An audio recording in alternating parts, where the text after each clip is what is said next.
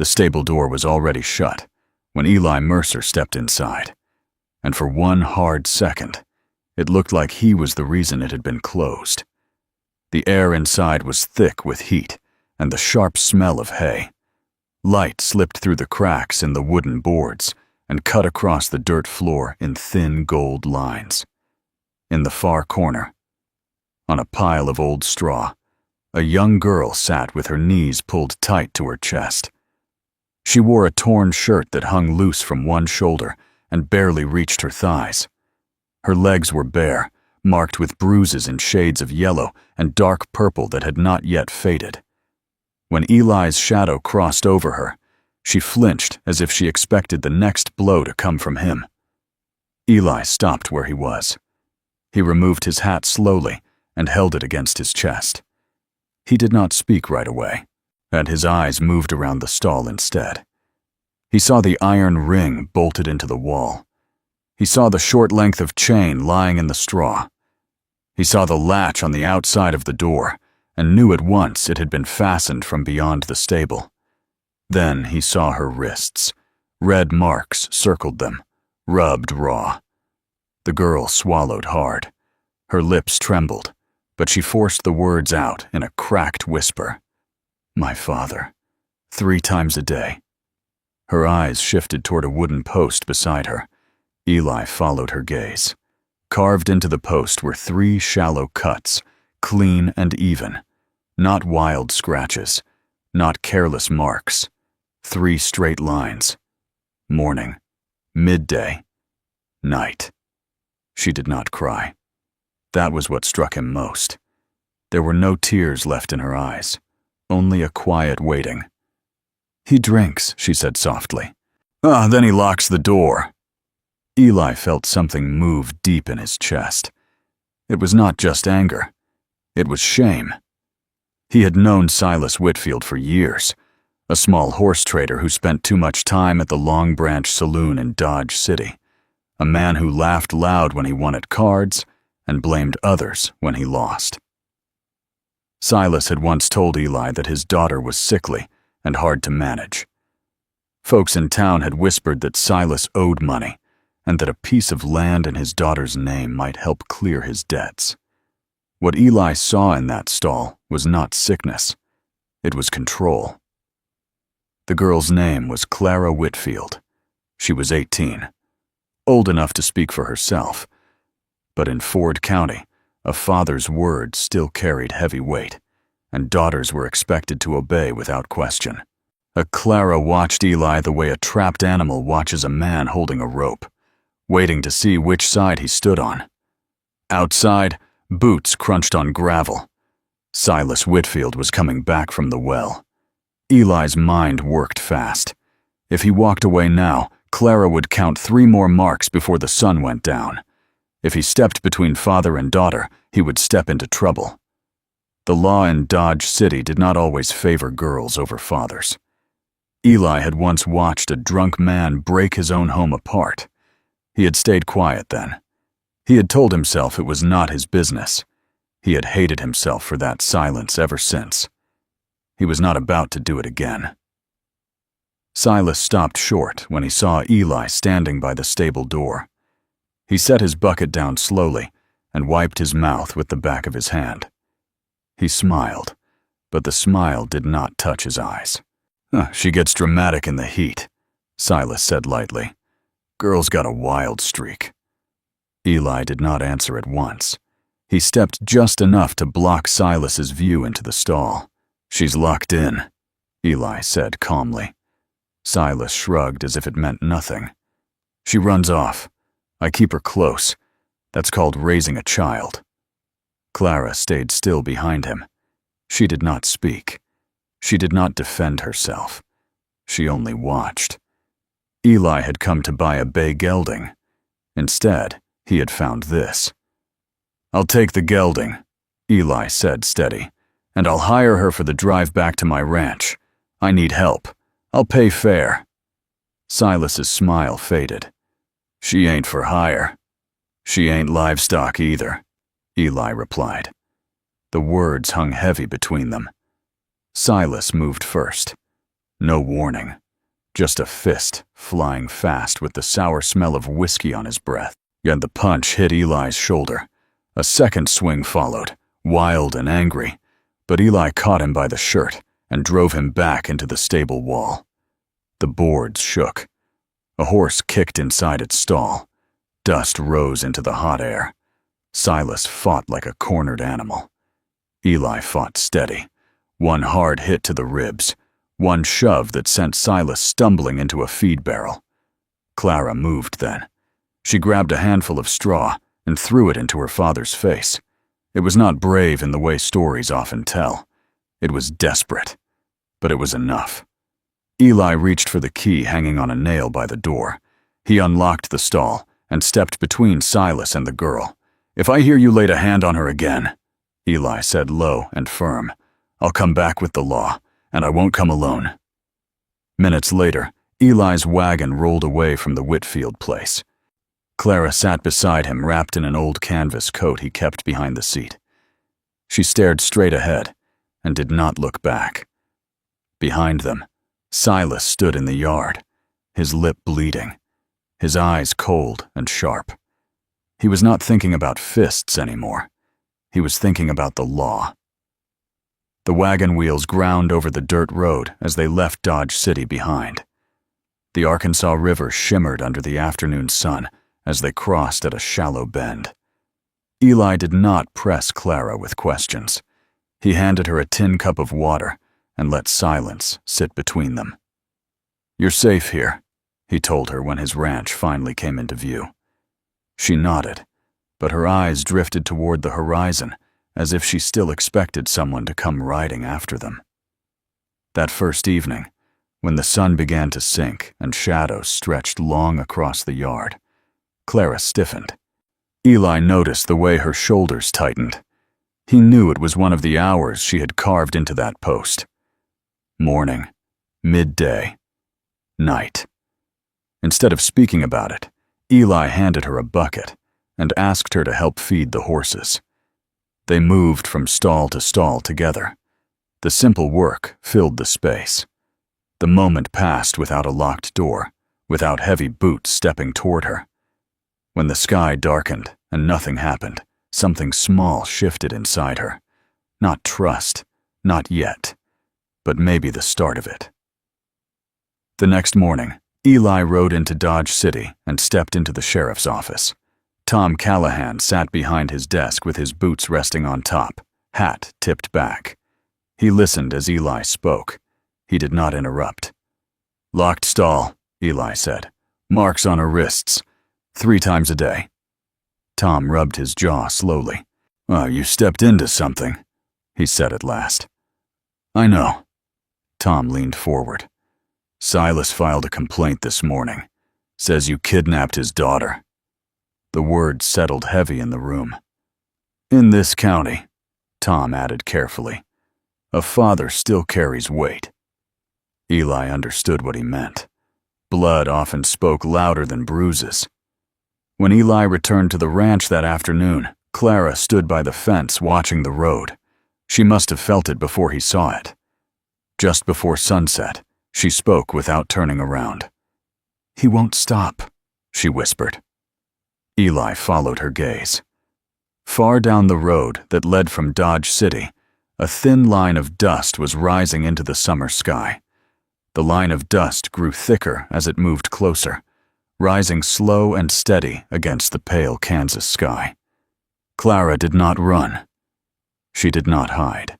Well, she simply stood there with her hands resting on the fence rail, her face calm, in a way that did not match the fear sitting deep in her eyes. Eli stepped forward until he stood slightly in front of her. He counted 3 riders. Silas rode in front. 2 men followed behind him, both from town. The kind who spent more time leaning against saloon walls than mending fences. Their hats were pulled low, their faces hard. No badge in sight. The riders pulled up sharp in the yard. Dust rolled past them and settled around the porch steps. "You got something that belongs to me," Silas called out. His voice was loud, but there was something tight under it, something that did not sound fully sure. "She ain't something," Eli answered, steady and calm. One of the men spat into the dirt. "This don't need to turn ugly," he said, though his hand rested close to his belt. Clara stepped out onto the porch behind Eli. She stayed close, but she did not hide behind him. That mattered. Silas saw it. For a brief moment, his face changed. Not anger, not fear. Control slipping. "You think he'll keep you?" Silas snapped at her. "You think this rancher wants your trouble?" Clara did not answer. Her hands tightened into fists at her sides. Eli kept his eyes on Silas. "You filed a complaint. Sheriff knows where she is. We can ride into Dodge City and settle this the right way." Silas gave a short laugh that held no humor. Settle it here," he said, and swung down from his horse. It happened fast. Silas shoved Eli hard in the chest. One of the other men tried to step around toward the porch. Eli moved before the man could reach the steps. He drove his shoulder into Silas, knocking him back into the dirt. The two men circled, but neither drew a gun. This was not about bullets yet. It was about pride. Silas swung wild. His fist caught Eli along the jaw. Eli staggered once, then steadied. He answered with one clean punch that split Silas's lip. Blood ran down into the dust. Clara's voice cut through the air. "Stop!" It was not a scream. It was strong, clear. The second man froze when she grabbed a fence post and stepped forward. Her chin lifted. There was no chain on her wrist now. No locked door behind her. Silas lay flat on his back, her chest rising fast. He stared up at the sky for a moment before speaking. "You don't understand," he muttered. Eli stood over him. "Then explain." Silas pushed himself up slowly, wiping blood from his mouth. "She signed it." The words made the yard go still. "Signed what?" Eli asked. Silas's eyes flicked toward Clara. Just for a second. That was all it took. Clara swallowed. "He made me sign something," she said quietly. Now the two hired men shifted where they stood. This was no longer about a runaway daughter. This was about paper, about land. And land in Kansas could turn neighbors into enemies faster than whiskey. Silas climbed back into his saddle. "We'll let the law sort it," he said, voice low and tight. "You want law. You'll get it." The three riders turned and headed back toward Dodge City, a dust rising behind them once more. Clara stood still until they disappeared from sight. Only then did her shoulders drop. "What did he make you sign?" Eli asked gently. She looked down at her hands. "My mother's land, the river piece." Eli felt a cold weight settle in his stomach. Land along the Arkansas River was worth more than Silas's horses, more than his house. "How?" Eli asked. "He said if I didn't sign, he'd lock me in there and never let me out," she said. 3 times a day until I did. Her voice did not shake. That scared Eli more than tears would have.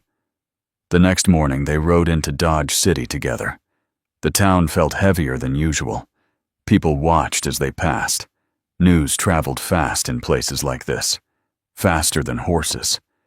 Inside the sheriff's office, Tom Callahan stood by his desk. Silas was already there, and his lip was swollen. His pride was not. Tom laid a folded paper on the desk between them. "A transfer of land," Tom said. "From Clara Whitfield to Silas Whitfield." He looked at Clara. "Did you sign this?" "Yes," she answered. "Did you sign it freely?" The room went quiet. Even Silas held his breath. Clara lifted her chin. "No." One word, clear and steady. Silas stepped forward. "She's my daughter. It's family business." Tom's face hardened. A locked stall ain't family business." Silas's jaw tightened. "You going to take a girl's word over her father's?" Tom did not answer right away. He looked at the red marks still faintly visible around Clara's wrists. He looked at Eli standing beside her, not speaking for her, only present. "In this county," Tom said slowly, "a father has rights. But he don't have chains." Silas tried to argue. He spoke about discipline, about disobedience, about a girl who ran wild. Clara did not interrupt. She simply stood there. Tom finally nodded toward one of his deputies. "Take him." Silas's face turned pale for just a moment before anger covered it again. "This ain't over," he said, as they led him away. By sundown, the story had spread from the Long Branch saloon to the church steps. Some folks said Eli had done right. Others muttered that a man had the right to raise his own child. But the paper was set aside for review, and Silas Whitfield sat behind bars for holding his daughter against her will. That night, back at the ranch, Clara stood near the fence again. The sky burned orange and red before fading into deep blue. "It was always at sunset," she said softly. Eli knew what she meant. One of the 3 times. They waited together. The light faded. The wind moved through the grass. No one came. No boots crunched on gravel. No key turned in a lock.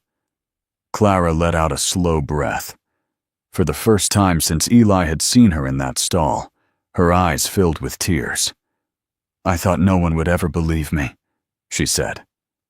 Eli rested his forearms on the fence beside her. "Sometimes," he said, "it only takes one person to stand up." She looked at him then, not as a trapped animal watching a rope, but as someone starting to believe the rope had been cut. Still, deep inside, Eli knew this was not finished. Silas was not the kind of man to let go easy, and Dodge City had a way of changing its mind when money and land were involved. Out in the dark, far beyond the ranch lights, and a single rider moved along the road, watching and waiting. The rider did not come through the front gate. He stopped far enough from the ranch house to stay hidden by the dark. Eli saw the shape of horse and man against the faint line of the horizon. He did not reach for his rifle. He simply watched. Clara stood beside him on the porch. She felt it too. That sense of being measured from a distance. "Is it him?" she asked quietly. "No," Eli said after a moment. "Silas is still in a cell." The rider turned his horse slowly and disappeared back down the road. But the message had been sent. This was not over. 2 days later, word came from town. Silas had posted bond. Money had changed hands. And men who owed him favors had spoken up. The land paper was being reviewed, but it was not yet void. There would be a hearing, and the judge riding circuit would decide. Clara listened without blinking. "He'll lie," she said. "Then you tell the truth," Eli answered. On the morning of the hearing, Dodge City filled early. Wagons lined the street, horses tied to every post. The Long Branch saloon was quieter than usual. Even the card tables felt the weight of it. Inside the small courthouse, the air was warm and still. Men removed their hats. Women whispered behind gloved hands. Silas stood on one side of the room in a clean shirt and a stiff coat. The bruise on his lip had faded to yellow. He looked calm, almost confident. Clara stood on the other side with Eli beside her. She wore a simple blue dress Eli's neighbor had given her. The red marks on her wrists had faded, but they were not gone. The judge listened as Silas spoke first.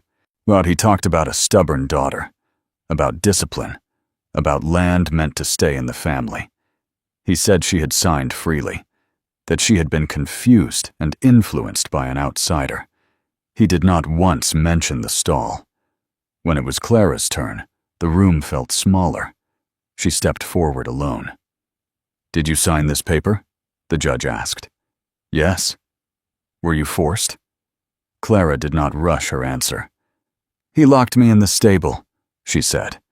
3 times a day, morning, midday, night. He kept a chain on the wall. He said I would stay there until I signed. A murmur moved through the room. Silas shifted where he stood. The judge leaned forward. "Why did you not speak sooner?" Clara's voice stayed steady. "Because I was afraid no one would believe me." Silence followed that, heavy and real. Then Eli stepped forward, not to speak over her, but to add what he had seen. He described the iron ring in the wall, the chain in the straw, the 3 marks carved into the post. He did not raise his voice. He did not exaggerate. He simply told the truth. Sheriff Tom Callahan confirmed the red marks on her wrists when he first saw her in town. He confirmed the locked stall. Silas's confidence began to crack. "You got no proof I forced her," Silas said sharply. "She's my daughter." The judge looked at Clara again. "Did you sign because you wanted to give him the land?" "No," she said.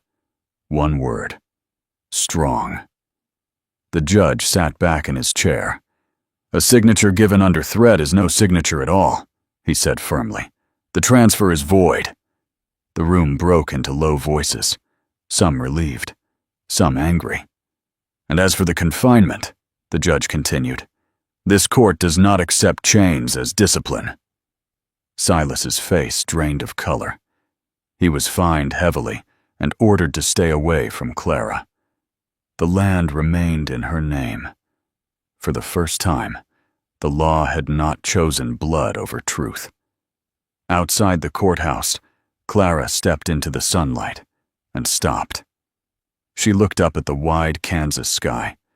No stable roof above her, no boards blocking the light.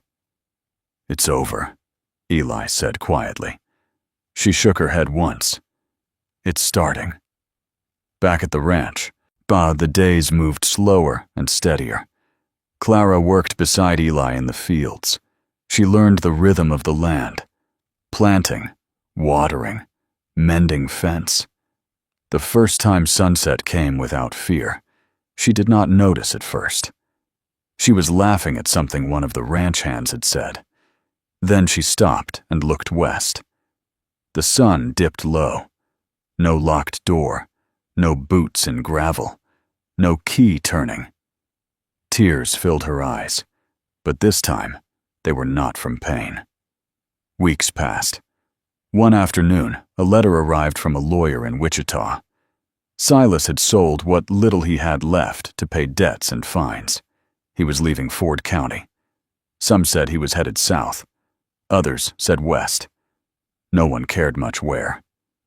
Clara stood by the fence again, the same place she had once watched for dust rising in fear. Now she watched cattle move slow across the field, and she felt the wind in her hair. "I used to count the marks," she said softly to Eli. "Every day. I thought that was my life." Eli leaned against the post beside her. The old wooden post from the broken stall now stood near the barn, brought there as firewood, but never burned. The 3 carved lines were still visible. "You don't have to count anymore," he said. Clara walked over to the post. She ran her fingers over the cuts.